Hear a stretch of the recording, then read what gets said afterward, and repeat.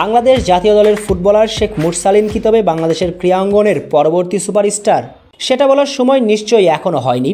তবে প্রথম আলোর উদীয়মান সেরা খেলোয়াড় এর আগে নির্বাচিত হয়েছিলেন সাকিব আল হাসান, তামিম ইকবাল খান, জাহিদ হাসান এমিলির মতন বাংলাদেশের ক্রীড়াঙ্গনের রথী মহারথীরা। তবে কি মুরসালিন সে পথে হাঁটতে চলেছেন, হতে যাচ্ছেন বাংলাদেশের ক্রীড়াঙ্গনের পরবর্তী সুপারস্টার? যুক্তিতর্কের পথ অনুসরণ করে প্রশ্নের উত্তরটা কি দিবেন, সিদ্ধান্তটা নিশ্চয়ই একান্তই আপনার। প্রথম আলো 2023-এর উদীয়মান সেরা খেলোয়াড় নির্বাচিত হয়েছেন শেখ মুরসালিন। মুহূর্তটা তো মুরসালিনের ক্যারিয়ারে বিশেষই বটে, আর তাতে মুরসালিনকে নিয়ে স্বপ্নের জাল বুনতে শুরু করেছেন পুরো দেশের ক্রীড়াঙ্গন। কেননা প্রথম আলো এর আগে জহুরির চোখে পরখ করে যেসব খাঁটি হীরা খুঁজে খুঁজে সেরা উদীয়মান খেলোয়াড় হিসেবে নির্বাচিত করেছেন, তাদের একজন সাকিব আল হাসান। তাকে নিশ্চয়ই আজ আপনি চেনেন, একটু আলাদা করেই চেনেন। 2006 সালে প্রথম আলোর উদীয়মান সেরা খেলোয়াড় নির্বাচিত হওয়া সাকিব পরবর্তীতে করেছেন বিশ্ব শাসন। ব্যাটে বলে মেতে উঠেছেন বাংলার ইতিহাস গড়ার কাব্যলীলায়। বাংলাদেশের ক্রীড়াঙ্গনের এখন পর্যন্ত সবচেয়ে বড় poster boy, daddy of allrounder. এরপর প্রথম আলোর উদীয়মান সেরা খেলোয়াড় নির্বাচিত হওয়া আরেক তরুণের নাম ক্রিকেটার তামিম ইকবাল খান।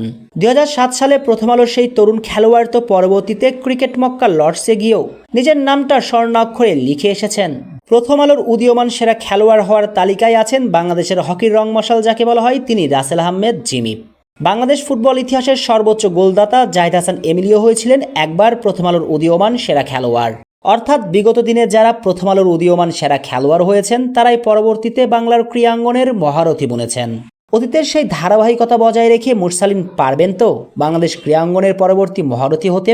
এদিন অবশ্য মুরসালিন শুধু উদীয়মান সেরা খেলোয়াড় নির্বাচিত হয়েই থেমে থাকেননি, বরং অবিশ্বাসের ভুরুটা কুঁচকে তোলার মতোই ব্যাপার। মুশফিকুর রহিম, নাজিমুল হোসেন শান্ত, শরীফুল ইসলাম, সাকিব আল হাসানদের মতন জনপ্রিয় ক্রিকেটারদের পেছন ফেলে পাঠকদের ভোটে 2023 সালের সেরা খেলোয়াড়ও নির্বাচিত হয়েছেন শেখ মুরসালিন। মুরসালিনের এমন অর্জনে বেজায় খুশি ক্লাব ও জাতীয় দলের সতীর্থ ফুটবলার রাকিব হাসান। তো এটারই আর কি আমরা দেখতেছেন আপনারা, ও অনেক খুব ভালো করতেছে।